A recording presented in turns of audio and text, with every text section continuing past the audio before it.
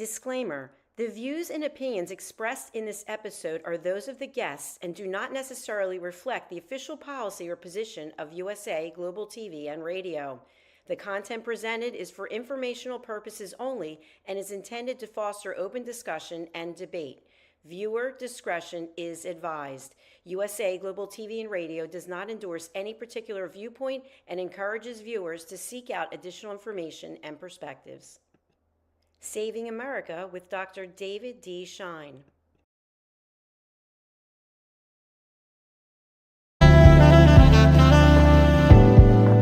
Welcome to USA Global TV and Radio, where our mission is to provide education, entertainment, hope, and inspiration.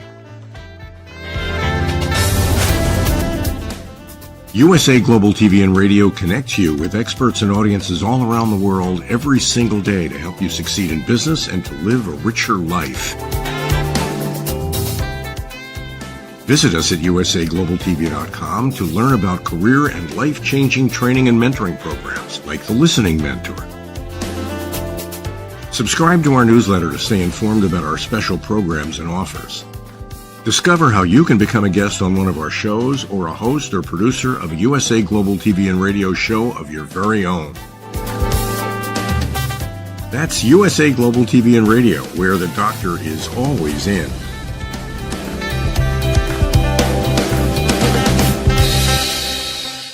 Welcome to Saving America. This is your host, Dr. David D. Schein. Russia and Ukraine, deal or no deal? So the kickoff was Trump and Putin meeting in Alaska. Naturally, there was no consensus on whether this was good or bad. Some pundits said the big bomber flyover in the row of top military jets that Putin walked past was a message to him. On the other hand, letting a whack mass murderer onto U.S. territory had other implications. Was Trump taking a knee to Putin? I hate commies and especially murdering commies like Putin. I do not like that he came onto U.S. soil without being in handcuffs, like we would treat a Mexican cartel leader. At the same time, over 1 million humans have died. Time to end the killing. Overall, the meeting went about as well as could be expected. This was followed by a meeting a few days later with Zelensky, and this was immediately followed by meetings with top European leaders. They have pledged to support Ukraine. No way to object to that. This interesting outcome was European officials talked about a U.S.-backed Article 5 type security guarantees for Ukraine. Apparently that's a NATO term. Trump indicated the USA part would not be boots on the ground, but it is assumed we will provide the armaments for Ukraine to defend itself and perhaps start attacking Russia. U.S. air support was also suggested. It is tricky since they are trying to keep NATO out of this at the same time due to Putin's strong resistance to that. There was then talk of a two-way or a three-way summit to reach some type of a peace deal. That is cloudy at the moment. The most recent word is that Trump wants Putin and Zelensky to meet first, and then a trilateral meeting can happen after that.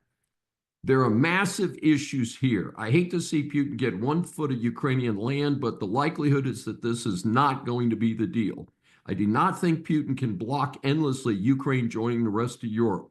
I think the recent commitment to 5% across NATO for military expenditures will hopefully convince this murderer that any expansion he's dreaming about now is over.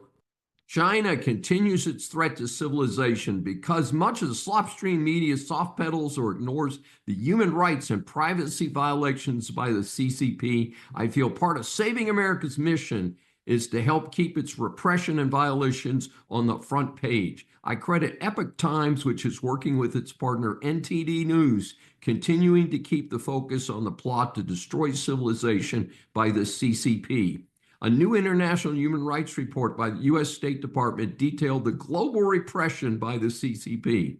It is interesting that while many in this country suffer, the CCP wastes resources around the globe with assaults, harassment, hacking, anonymous threats, and false reports in various media. The report referred to the approach as transnational repression.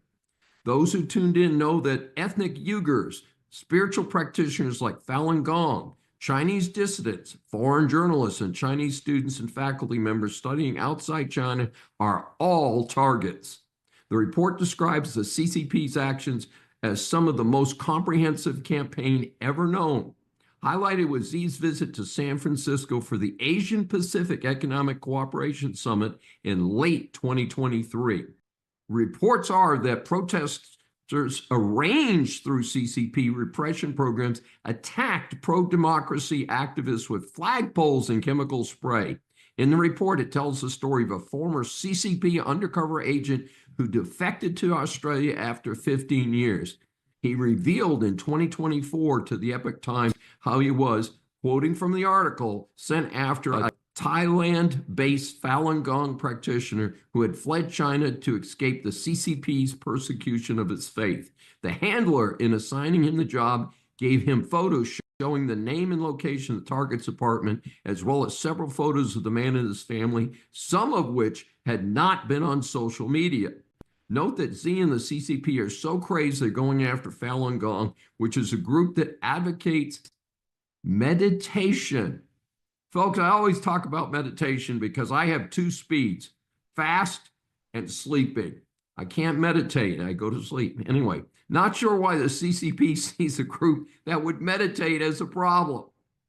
The article also provides information about threats in other countries. It also discusses cyber attacks from China. This is serious stuff, and the U.S. and its allies need to strike back. There have been multiple reports on the forced labor of the Uyghurs, as well as 1 million of them being in forced conscription situations. And of course, we previously talked about the theft of bodily organs. As well, we talked recently about the CCP preventing journalists from leaving even a 7-year-old son of one of the dissident reporters. Recently, I learned that even a Catholic bishop is being held as a political prisoner along with many others. On the heels of this, Fred Lucas at the Daily Signal said that due to the efforts of the Doge operation, the feds will stop American funding of research on retirement in China. I was just amazed that this was even an issue. Lucas reported that research has run for a decade and a grant of $1.7 million to continue to fund the research was just stopped. Thank goodness. The total amount spent already reached $13.3 million in this longitudinal study. However, speaking as a trained researcher, what relevance would a study have to Americans when the entire style of life and healthcare is so different in China? J.D. Vance, the visible VP. It's no secret that I'm a fan of J.D. Vance. I like his life story, his commitment to hard work and accomplishment, and the fact that he really is contributing to America as a VP. After decades of invisible VPs in this country, it is great to have someone out there on both the domestic and international stage. While 2028 is a long way off, Trump recently acknowledged that Vance is likely a strong candidate to succeed him. Part of his visibility is that he is out there, but also due to plain talk and clear messaging. Fox News and other sources are keeping him in the spotlight. In talking about redistricting, Vance minced no words addressing the important issue of excluding illegals from the census and in turn from political districting and of course voting. Anyone who opposes this common sense approach is anti-American in my opinion. Vance observed that counting illegals in California prejudices states like Ohio and Indiana who only count citizens. Importantly, he also pointed to federal resources being wasted on illegals. I picked up an odd piece regarding Vance and his family not being allowed to tour the vice president's residence by Kamala Harris. This is a long tradition in Washington by both political parties. The White House, of course, for the president, and the VP's home, which is on the grounds of the Naval Observatory in Northwest Washington. It's a beautiful property with about 30 acres. When you consider the significance of seeing their future home for Vance's family with 3 young children, the snub here points to just how low class many Dems like Harris are.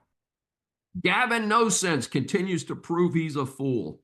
Well, the scum Dem representatives from Texas came back for Governor Abbott's second special session and the redistricting plan passed. Part of the deal was that No Sense promised to retaliate against the Texas GOP by redistricting California. First, California does not have the same districting system as Texas. They have a commission and they're only structured to do it every 10 years. Second, the Dem-controlled states, including California, have crushed the GOP in huge numbers. So to pick the situation in Texas, which is a red state, and many have moved here because it is a successful red state, is simply a false flag exercise. Third, the California GOP have already threatened to sue if he goes through with his illegal activities. With the California law against him, this suit is likely to be successful. In the meantime, No Sense announced that he wanted to punch Trump in the face for supporting redistricting. Well, hey, I'm older, 5 inches shorter, and a bit lighter. I'm also not a violent person, but this clown deserves a beatdown, and I'd be happy to schedule a bout with him. Of course, with proceeds going to a worthy GOP or health-related charity. Trump takeover of the D.C. police is well justified. I consider the majority of larger cities in America unsafe. Not surprisingly, virtually all are controlled by Democrats. In support of Trump's takeover of the D.C. police to rectify the emergency there, you got to see what's happening. The Washington Beacon newsletter had an interesting article. Danger to public safety. D.C. police misclassified deaths as accidental to drive down murder numbers. Homicide cop alleges in a lawsuit. That's quite a mouthful for a title of an article. The article contains the stunning allegation that D.C. fudged its data, which in turn allowed murderers to remain on the streets. The whistleblower alleged crime numbers were deliberately misrepresented from 2010 to 2018. Felonies were reported as misdemeanors to make the numbers look better, as just one of the allegations. And Officer Bundy alleges serious issues like classifying possible homicides as accidental deaths. None of this has been proven in a court of law as far as I can tell. His own case against the D.C. police is set for mediation. The article went on to detail multiple cases that were alleged to have taken place where obvious homicides were either not investigated or posted as non-homicides. All rise.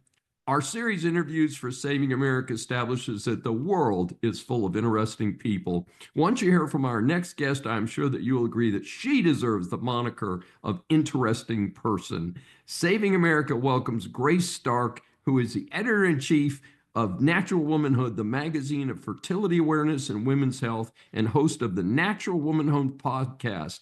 NW is a Texas-based nonprofit organization with a global reach dedicated to the belief that all women can learn to claim their natural fertility as beautiful, powerful, and healthy. She's also a freelance writer, editor, and speaker with interests in women's health and bioethics, holds an MA in bioethics and health policy from the Nieswanger Institute for Bioethics at Loyola University, Chicago, and a BS in healthcare management and policy from Georgetown University. She is a former Ramsey Fellow at the Center for Bioethics and Culture.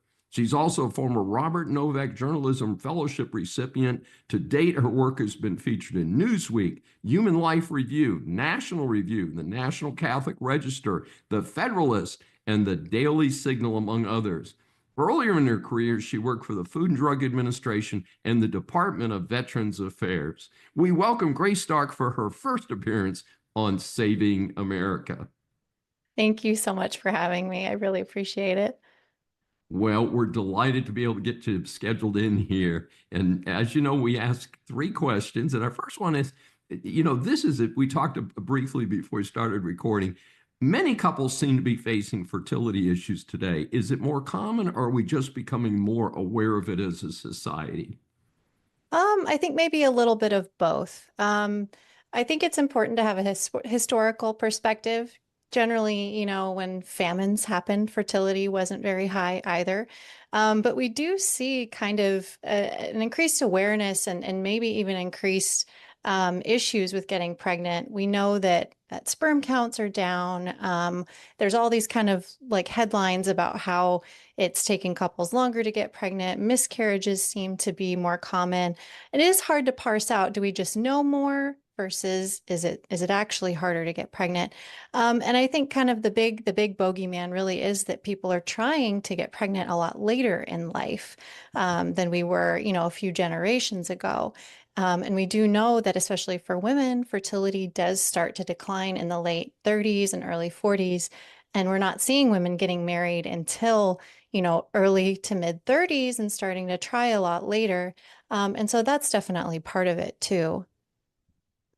I have to sneak a quick question in here on sperm counts. Hmm. It, in the past, it always seemed that it was the woman who was the focus of fertility, and the Hmm. guy would kind of bop along as, "Oh yeah, I'm fine. It must Hmm. be her problem." But the reality is that it takes two to tango, doesn't it? Yeah, absolutely. And so we need to be taking a full, getting the full picture when a couple is trying and struggling to get pregnant. We need to be doing a full evaluation on the woman and the man because in a good chunk, a good portion of cases, it could be male factor infertility only, or it could be a combination of female and male factor. So it's super important to, yeah, include the men in this too. Sounds like a good point. The popularity of IVF makes it seem that if a couple cannot get pregnant quickly, all they need to do is schedule an IVF session. Is it really that simple? No, it's not. And I think it's uh, it's not correct to call IVF infertility treatment.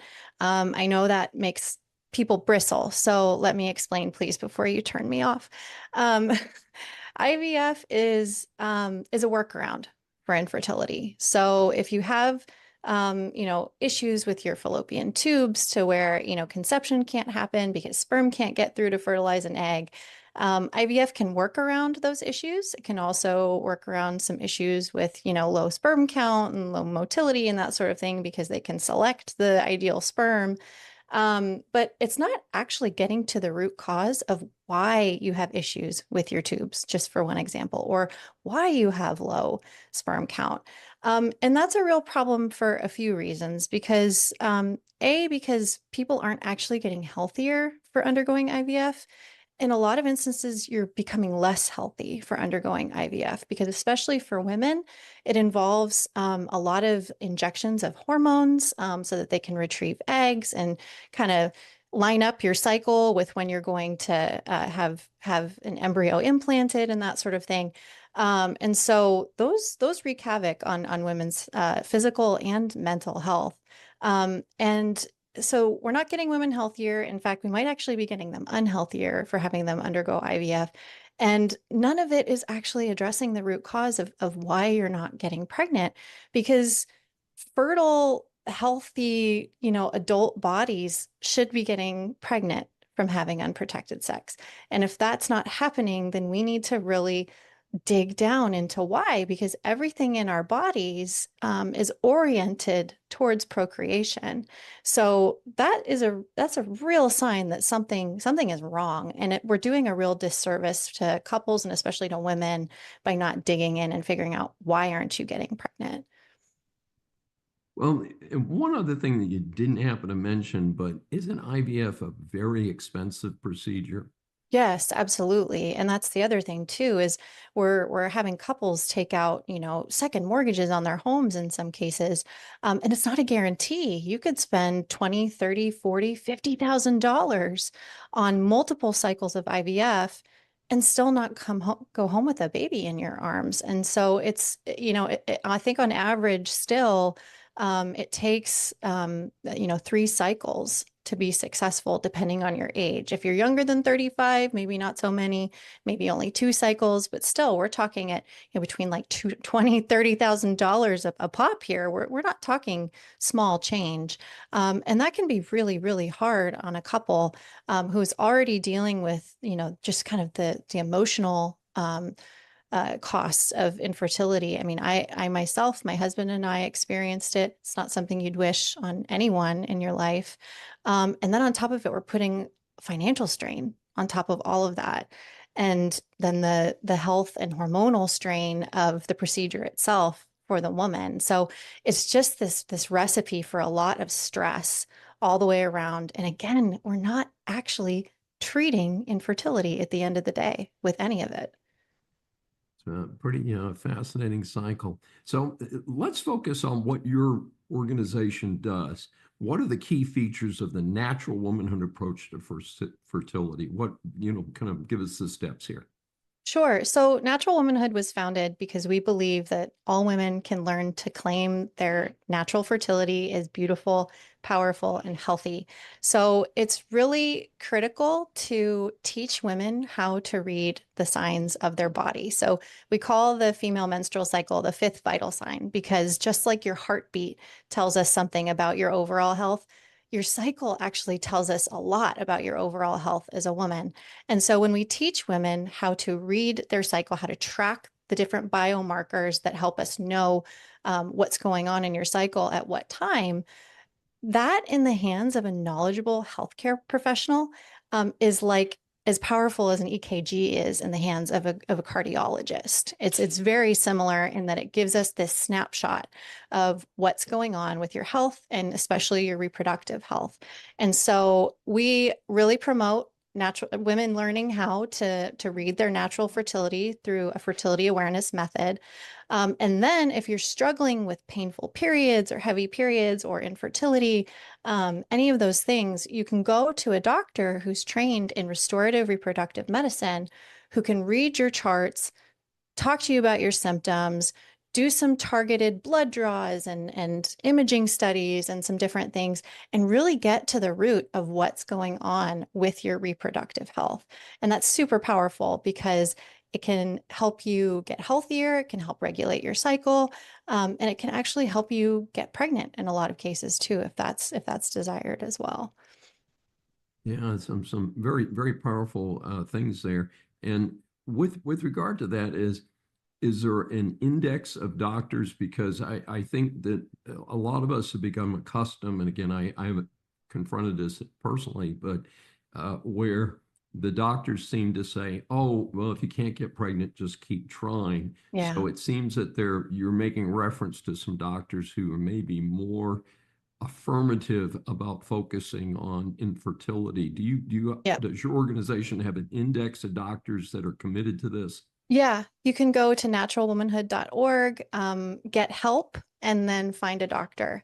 And we've got a database where you can search.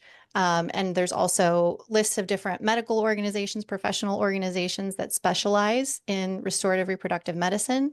You can go on their websites and learn more, find their registered doctors.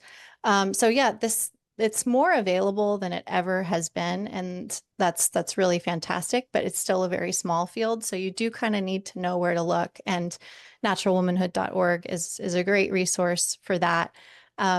And yeah, we're an informational organization at our core. We're not trying to tell you what to do or make decisions for you. We're just there to give women the information that they need to make informed decisions because we really and truly believe that you can't really have informed consent in your healthcare if you don't have some kind of degree of body literacy. So some kind of understanding of what's going on in your body.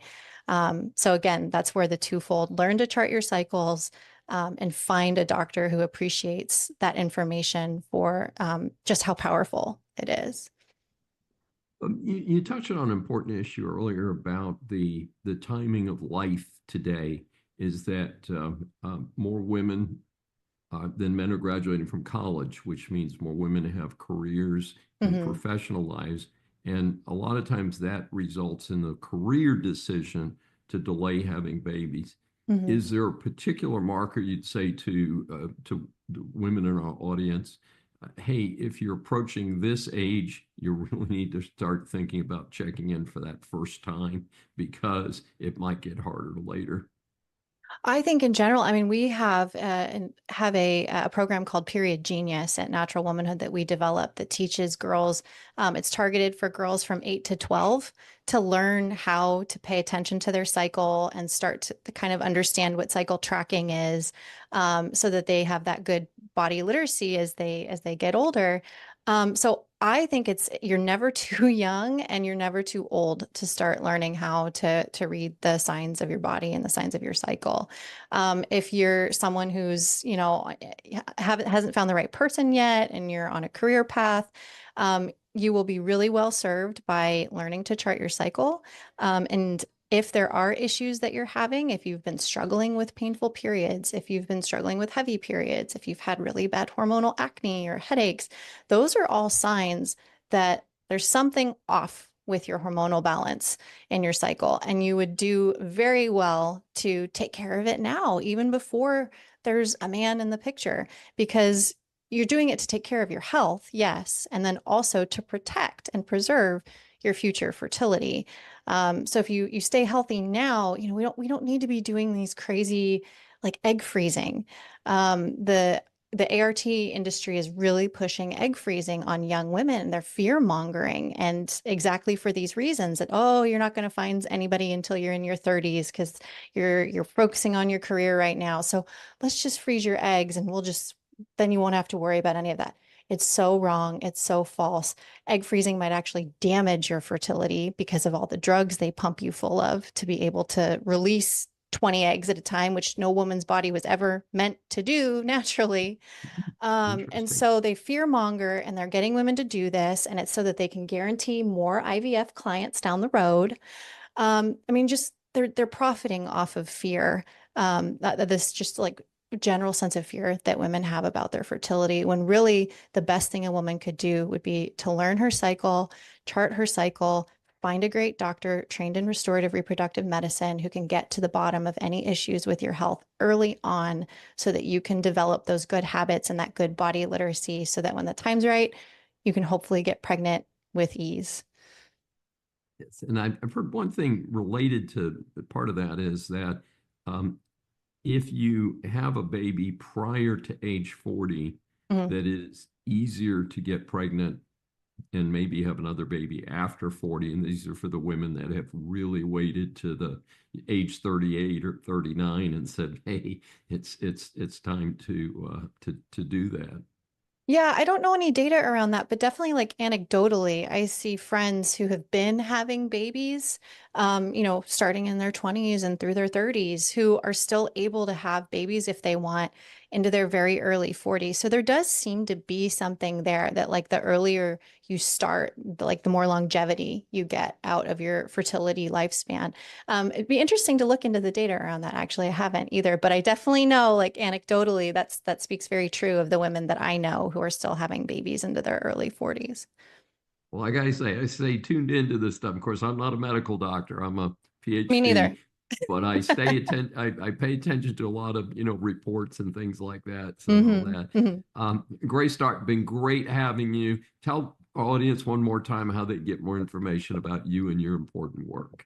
Yeah, at naturalwomanhood.org, you can find just all sorts of information about women's health, but all from what really sets us apart as an organization, as it's all from the standpoint of women's bodies are good, they're healthy, or we can get them healthy by respecting your fertility and your female physiology, that women are not just small men, that you're not some like broken inferior version of a man, and that you can get real, respectful, dignified help that respects your fertility and your dignity as a woman. And it starts with body literacy, and we can teach you where to find someone to train you in fertility awareness methods so that you can learn to chart your cycle. And again, where to find a doctor who's trained in these methods. And then also, if you're interested in the Period Genius program I mentioned earlier, maybe you have a daughter or a granddaughter who's a preteen or a young teen, who you want to give the gift of good body literacy and good understanding of her body and her cycle, check out our Period Genius program, which you can also find at naturalwomanhood.org. And we have a podcast, the Natural Womanhood Podcast. Got to plug that too. Sounds fascinating. Please proceed. The feds under Trump direction are investigating voting across the country. There's already pushback as the Department of Justice has started demanding voting records from a variety of states. I support this, as I believe there is widespread voter fraud in this country. Not just illegals voting, but people voting multiple times, voting on behalf of the incompetent relatives, voting in the wrong districts, etc. I'm not a conspiracy theorist, and I've never seen hard proof that the 2020 election was rigged, but the numbers from the 2020 presidential election compared with the 2016 and 2024 presidential elections would support the inference that some things were really wrong in 2020. A report from an independent body called VoteBeat had an interesting article on the DOJ's investigation request. In fairness, elections are supposed to be controlled by the states. However, clearly illegal acts should be investigated. Department of Justice is requesting standard records relating to voting. I'm not sure how accurate a view of those records will be. The article indicates an intention by the DOJ to record and track voting crimes in various states, especially those swing states. The article concludes, accurate and up-to-date voter databases are a critical line of defense against mail-in voter fraud. I couldn't agree more. Also noted was that the Public Interest Legal Foundation offers statistical evidence to back their claim that states have fallen short in keeping their voter registration databases clear of errors. It goes on to specifically call out voting problems in Pennsylvania and Michigan. Cracker Barrel makes the news, not in a good way. As a health-conscious person, Cracker Barrel is not really on my radar. In a few cross-country trips years ago, I've stopped at a couple locations. In any event, the 55-year-old company made the news this week, and it's been something else, folks. The famous logo of an old man in a chair with a barrel next to him and the stylized name of the store is replaced with a simple yellow sign with the name in plain font. Their marketing team has been accused of going woke or something along those lines. The stock took a big hit for a day or two. My take on this is maybe a cleanup is good to refresh the place and appeal to a new audience. Obviously, I am not in the majority on this. Motion denied. Bad news on the business front. While Texas is known for its brisk economic growth, not all the news is positive. I picked up this story from an article by Zachary Taylor Wright in Trending Digital with the headline, Mass Layoffs Rock Historic Texas Company, Nearly 200 Jobs Lost. Well, it's actually 170. The article explains that Trinity Rail, a 90-year-old company, will lay off 170 employees in Longview, Texas. The company is a railcar leasing company owned by Trinity Industries, and the parent company's profits have dropped sharply recently. Watch for health scams.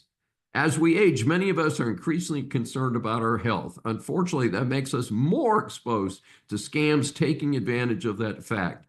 NTD recently reprinted a long article that originally appeared in the Epoch Times by Ann Johnson titled, Medical Scams That Could Hurt Your Health and Your Wallet. The author encourages the reader to ask yourself if it sounds too good to be true. The article has sections on various risks, including medical identity theft. All of us, regardless of age, need to protect their identity and medical records. Recently, Medicare issued a warning for its covered members to be careful about their ID information as just one instance. The severity of the problem was highlighted with a statistic from AARP that medical identity theft cases rose from 6,800 in 2017 to 43,000 in 2021. I am sure with that trend line, it's even worse today. I thought it was helpful when the article emphasized that if someone uses your medical ID, they could change critical information in your file like prior illnesses, different blood types, allergies, etc. They could also use up your allowances under some policies. Next, something I see in droves as I do my weekly research across many publications and newsletters. All sorts of ridiculous claims about different so-called health products. The article mentioned infomercials, which I always ignore. I find many of the alleged articles are just thinly disguised advertisements, basically written infomercials. My approach is to ignore anything that is not coming directly from a health source like a couple hospital systems that I do track. Interestingly, many times the promotions start by dashing well-accepted medical information to set up their pitch for some over-the-counter remedy that they are promoting. A recommendation is spread the word when you see a scam. I find this valid advice as I often warn family and friends when I hear about a hacking scam or something like that going around. For health scams, after telling family and friends, it was recommended to tell the FTC fraud department. That's easy to do online. Let's all be careful and take care of our health with valid information and tried and true products and prescriptions recommended by legitimate medical professionals. We will live to be happier and healthier. Please raise your right hand. Business students, business persons, or consumers, business law impacts much of what you do. This segment is designed to help you get past the headlines on key stories. SCOTUS allows federal horse racing safety law to stay in effect pending litigation. Parts of the story were reported in How on the Court. While I've not attended a horse racing event in years, there was a time I did attend them from time to time. I do not recall ever seeing a horse down or one of my winners flagged for being doped. Apparently, it is a serious problem. A report indicated that in 2019, for instance, more than 400 thoroughbreds died in the U.S. from injuries related to horse racing. And this is at a much higher rate than in Europe, accordingly. In 2020, Congress passed the bipartisan Horse Racing Integrity and Safety Act to improve safety in the horse racing industry. The hitch, if there is one, is that this new law was structured similar to the securities industry. The private nonprofit, the Horse Racing Integrity and Safety Authority, had the power to propose rules regarding doping, medication control, and racetrack safety. The authority's actions were still subject to review by the Federal Trade Commission.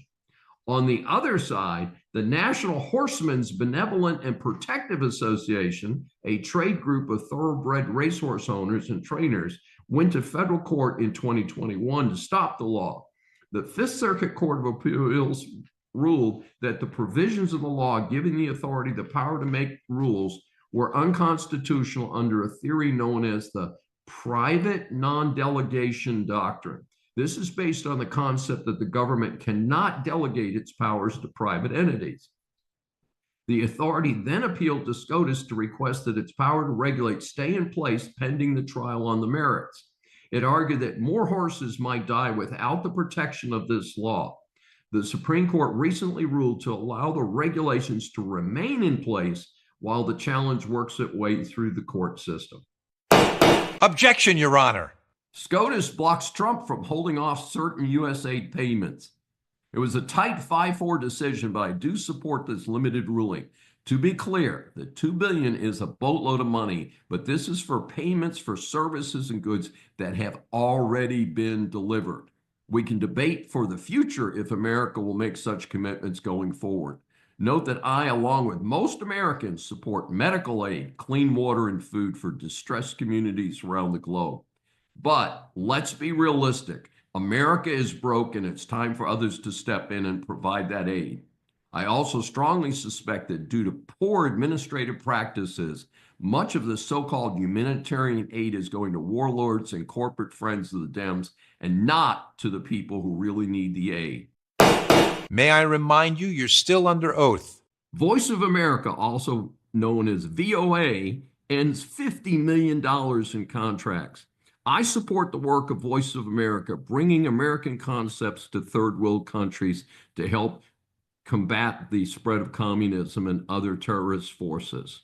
However, America must start being smart with every penny. The Voice of America announced that it was terminating contracts with AP, Reuters, Agence France Presse to save $53 million.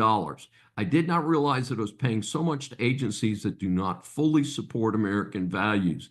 Carrie Lake, the pending head of VOA, reportedly made the decision as a consultant to that agency. Silence in the court. Trump lifts sanctions on Alaskan energy. This was something that should never have happened in the first place. Alaska is America's gold mine. One source notes that Alaska's GOP Senator Dan Sullivan lists as many as 70 Biden assaults on the state of Alaska. Biden's efforts to frustrate sensible efforts to utilize Alaska's natural resources never made any sense. In particular, Alaska has huge reserves of natural gas, which can be converted to LNG, a clean fuel which can be shipped around the world. Biden also blocked lease sales and other types of development. This may turn out to be one of the most positive developments for all Americans with the election of Trump. I'll allow it. Taiwan Semiconductor has announced plans to invest $100 billion in USA to manufacture chips here instead of overseas. This company is the world's largest manufacturer of computer chips. Bear in mind that what made the COVID mess worse was the USA's overdependence on overseas manufacturing. So this is not only good for American workers, but it helps make the USA more secure in the event of future supply disruptions. Note that with the tariff wars with just about the rest of the world, it's never been a better time to manufacture in the USA.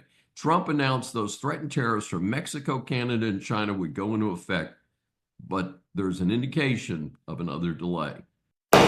Order in the court. A 2,492 carat diamond was just found in the country of Botswana. Lucara Diamond Corporation, a Canadian mining company, announced the discovery of the almost 2,500 carat diamond in Botswana. It is reportedly the second largest diamond ever discovered. The largest was over 3,000 carats and was given to the British royal family, where it was incorporated into some of the royal family's crown jewels. This session is adjourned.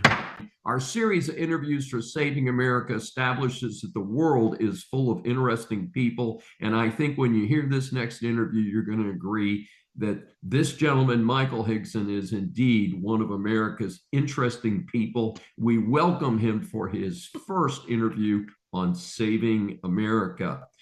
Michael Higson is a #1 New York Times bestselling author and international lecturer. Blind since birth, he survived the 9/11 attacks with the help of his guide dog, Roselle.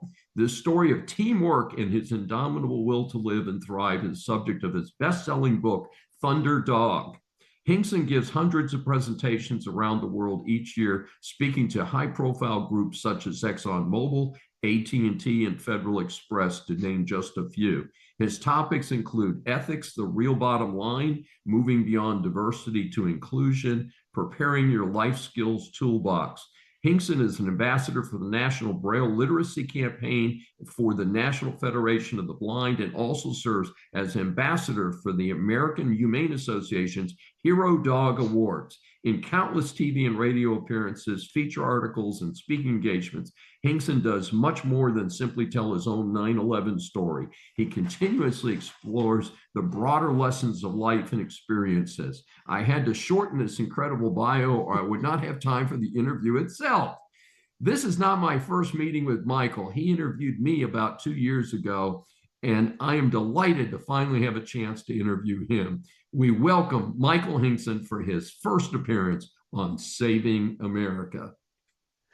Well, thank you. It's a pleasure to be here, and gee, with it being the first one, I guess that means maybe we'll get to do more. All I can say is what you read about that guy, I want to meet that guy someday. but it's a pleasure. It's a pleasure to be here, David, and I'm really grateful that you invited me to come on.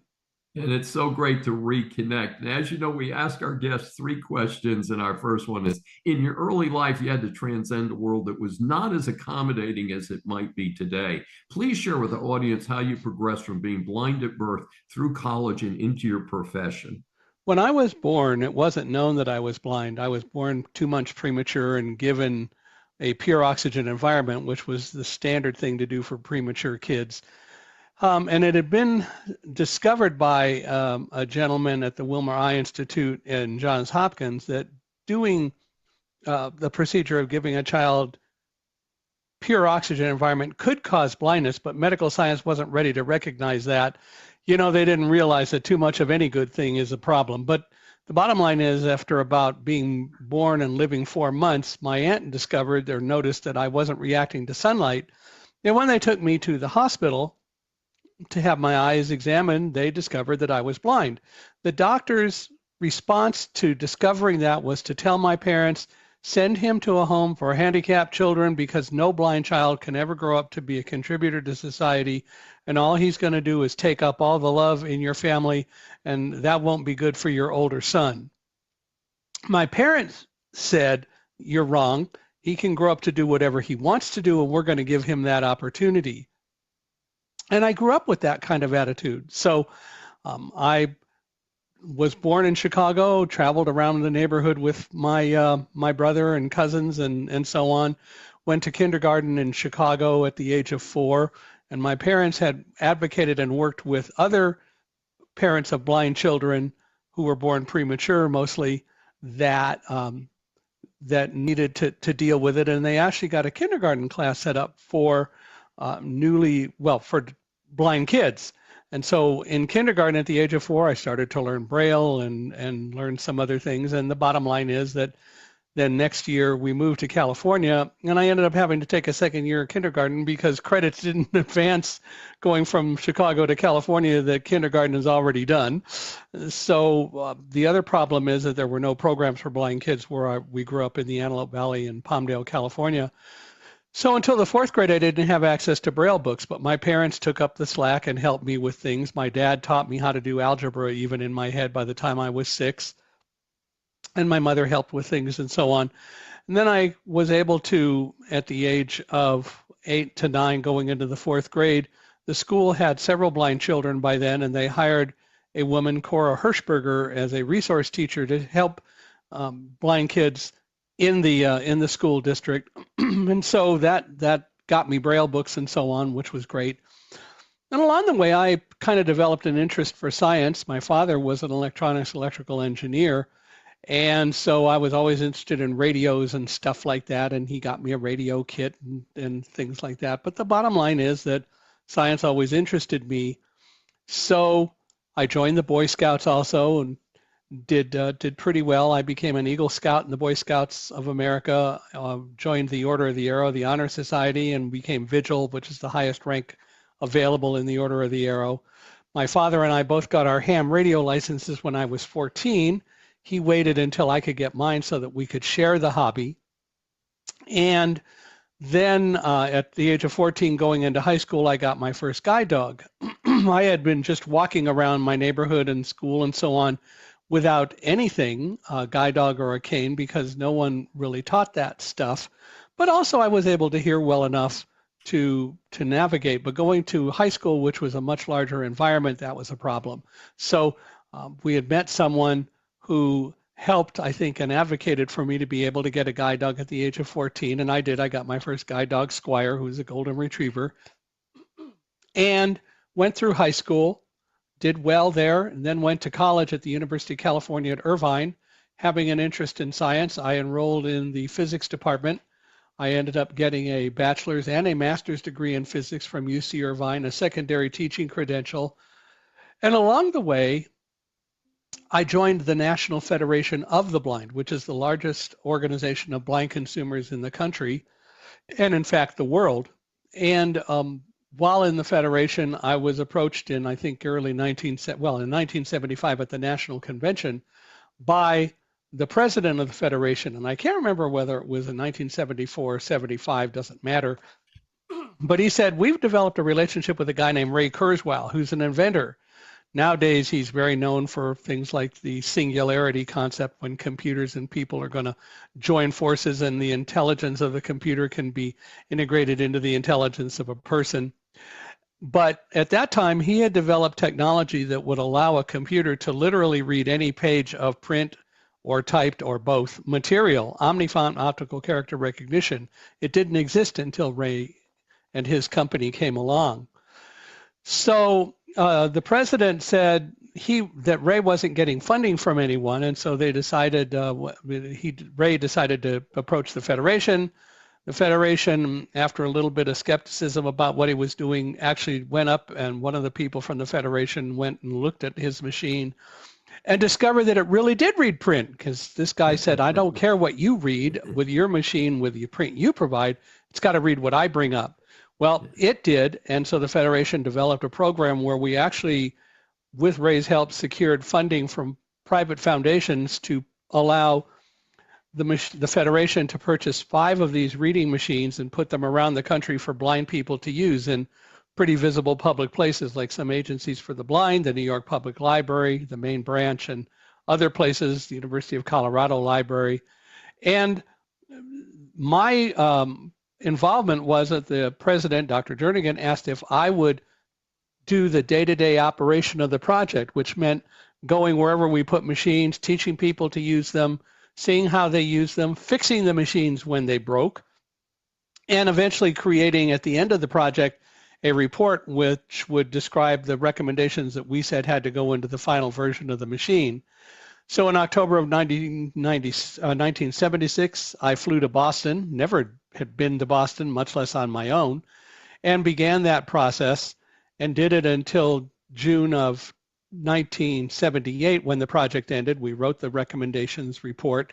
And then Ray hired me to come into the company. So I moved lock, stock, and dog to Massachusetts and began working for Kurzweil, doing the same work I had been doing prior, that is human factors kind of studies.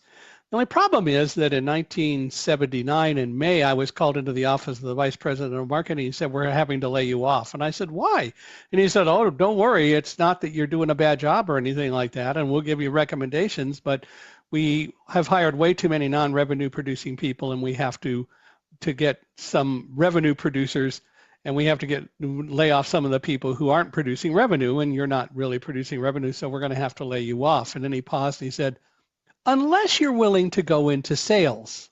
and I sort of sat there for, as I describe it, maybe a thousandth of a nanosecond.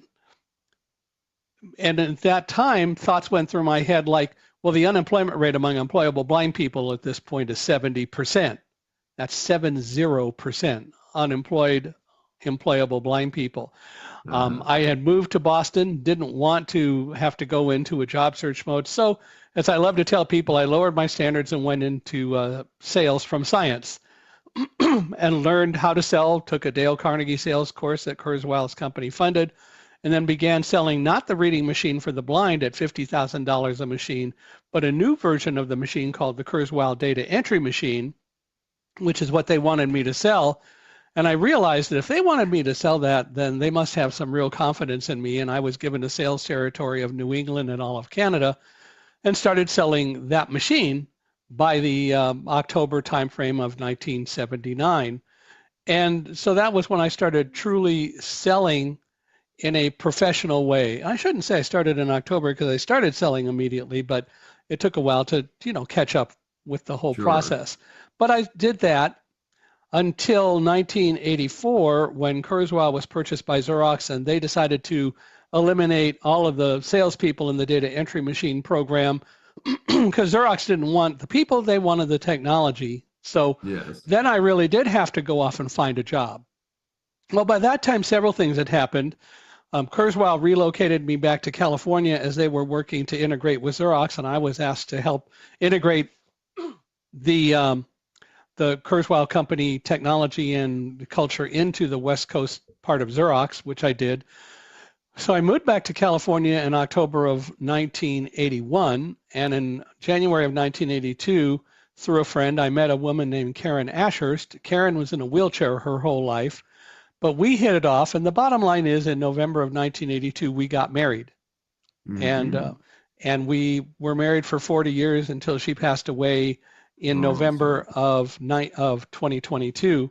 But the bottom line is that when I started searching for a job, when Xerox eliminated the position, I couldn't find one. I even had a headhunter who had arranged for me to go up to interview for a job in Northern California, but he called the night before the interview and he said, I noticed you do a lot of things with blind people. That's really nice. Is there a blind person somewhere in your family? And I said, yeah, I am. You are? Yes, I am. Well, we're going to have to tell the employer. They're going to probably want to cancel the interview. And I said, why? Nothing has changed. Well, yes, it is. You're blind. I said, my resume hasn't changed. Nevertheless, the interview was canceled. So in 1985, I started my own company selling PC-based computer-aided design systems to architects. A blind guy selling graphics, why not? Now, I didn't have the opportunity to run the machine because it was visual, but I learned how to run the machine so I could sit somebody down in front of it when salespeople we hired were involved with other things, and I could walk somebody through the process. The bottom line is blindness isn't the problem. It's people's attitudes about blindness as described with the doctors in the beginning and so on. But anyway, I did that for 4 years, and then I went back into the workforce. And when I decided I wanted to go back into the workforce and sold the company, my wife and I were looking at newspapers one day, and she saw a job advertisement that looked really pretty cool. And so I said to her, well, I'll go write a letter. Should I say in the cover letter that I'm blind? Because that's always been a dilemma. Typically, if you send a cover letter with a resume and you say you're blind, they'll never even call you back. If you don't say that, You might get the interview, but then when you get down there, all the defenses are going to be up and they're going to go, well, how are you going to get to work? How are you going to do this? How are you going to do that? It doesn't matter, but that's what happens. Anyway, she said, as wives can do, you're a dummy. And I said, why? And she said, what have you always told the people you hired, because I had managed and hired lots of salespeople by then, what's the most important thing that you told people that they need to realize and recognize when they work for you? And I said, well, you're ahead of me. What? She said, you've always said that the most important thing you learned from the Dale Carnegie sales course and that you want salespeople to understand is turn perceived liabilities into assets. What's blindness? It's a perceived liability. Well, a little light went off over my head like they do in the cartoons, and I went off and I wrote a cover letter, and here are what the last 2 paragraphs of the letter said. It's important in answering your question. What I said in the last 2 paragraphs was that the most important thing that you need to know about me when you're considering my resume is that I am blind. As a blind person, I have had to sell all of my life just to survive. I've had to sell to convince people to let me take my guide dog into public places a lot of times. We didn't have an ADA at that time, 1989. I've had to sell to convince people to let me take my guide dog on airplanes. We actually ended up having to file a lawsuit against one airline that was discriminating against me because of that. That wasn't in the letter, just that the whole concept of I've had to sell to convince people to let me take my guide dog on an airplane. I've had to convince people to let me buy a house that I could afford to do it and take my guide dog into stores and so on. In the second paragraph, so when you're considering to hire me or someone for this job, think about this. Do you want to hire somebody who just comes in for 8 or 10 hours a day and then goes home because the job is over? Or would you like to hire somebody who truly understands sales for the science and art that it is and sells 24 hours a day as a way of life? We sent that letter off, and 2 weeks later, I got a call from the company. Doug Cooper, the head of marketing down in, from where we were living, about 45 miles south in Carlsbad, California. He said, we like what you said, come down, we want to talk with you. And while I was down there, they hired me. It was great. It was the 3rd of July and the 4th was a holiday, so you get hired and the next day's a holiday. That worked for me. But I did join them and worked in the office selling now to the East Coast because I had lived there. And so did that until 1996 when they asked me to relocate to New York to sell for the company. My wife wasn't excited about that, but we made the move. And she said, I'll do it if it's going to help get you another job and get out of this company because they're not going to handle the office well. That's what she felt. Well, there were issues, but the bottom line is I did get recruited away in 1997, and then the Quantum Corporation recruited me in 1999. Quantum was a manufacturer of the products that people use to back up their computer data over their networks to magnetic tape. And they asked if I would open an office for them in New York. And so I said, sure, looked around. And eventually the bottom line is that we opened the office on the 78th floor of Tower 1 of the World Trade Center. There's so much more to come from Michael Hinkson, so be sure to tune in next week to hear the story of how he and his guide dog escaped from the World Trade Center during the terrorist attack on September 11, 2001. The defense rests, Your Honor. Thanks for joining me for Saving America. If you have questions or comments, please find me on various social media sites. I'm Dr. David D. Schein, and I will see you next week. Welcome to USA Global TV and Radio, where our mission is to provide education, entertainment, hope, and inspiration.